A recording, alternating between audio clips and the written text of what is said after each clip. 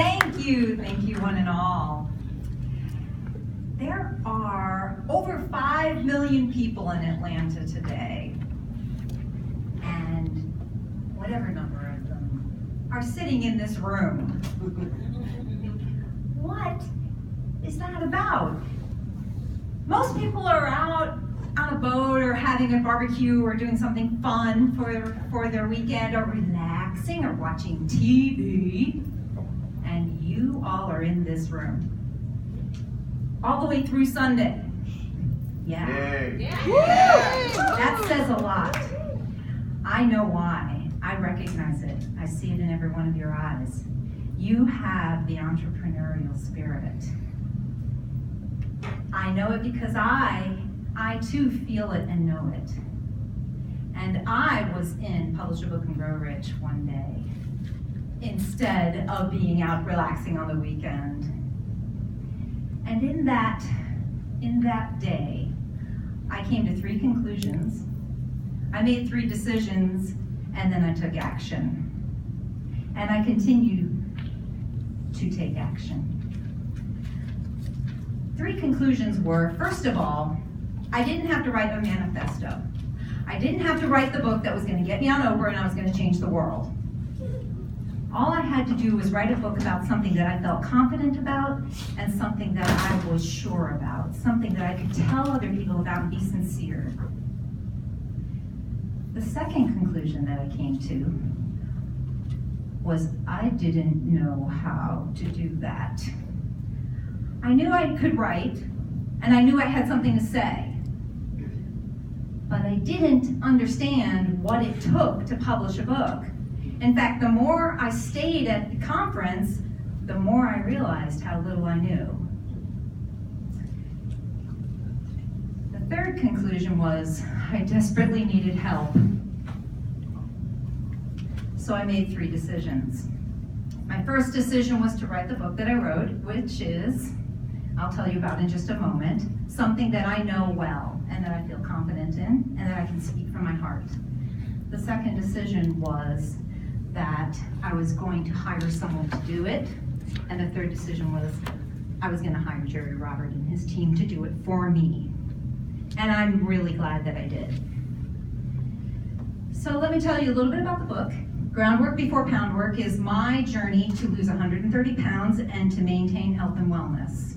And the journey took a long time, and the reason it takes a long time is because we don't get things and then become happy. We need to be happy first, and then the things that we want will come to us. That's what I figured out, because I spent my life gaining and losing hundreds of pounds, probably. I was almost 300 pounds when I began to lose for good. I was unhealthy, I was miserable, I was depressed. So I began to work slowly to make small changes and then celebrate each change that happened and then maintain that change. And so therefore, losing 130 pounds and getting healthy and well took a long time, but I'm never going back to that person I was. And I am really healthy and very happy at this point in my life. Thank you. I want to tell you a little story. So when I was in Publish a Book and Grow Rich, something inside of me told me that I might want to be a speaker. And I still wasn't sure, but there was something that Jerry told us. And I've never heard it from anyone else. And this is no offense to you, Brian, but Jerry said 90% of the people who stand up here on the stage are men. Mm-hmm. We need more women speakers. Woo! Thank you, Jerry. He's the one and only person I've ever heard say that, and he's a man. Which I'll have to give him credit for that. But it made me think, I can do this, and it's a market that I should be in. It's a place that has a need, because women We can do what men say and we understand most of the concepts, but our journeys are different. Yes. Yeah. The way we look at things, our hormones are different. I think we all know what I'm talking about. I want to conclude by saying, the reason I made a decision to go and hire Jerry Roberts' team to help me to publish my book, and I did it in 11 months, which was pretty remarkable for me, considering all the obstacles I had to overcome. The obstacles were here, in my head. Don't, shouldn't, won't, can't, gonna, crazy, nuts, gonna happen, nobody will, it's not, you can't, not good enough, not good enough. This is the part of me that helped me to move forward. There was a little spot in my heart that said, yes, yes, yes. If not now, then when?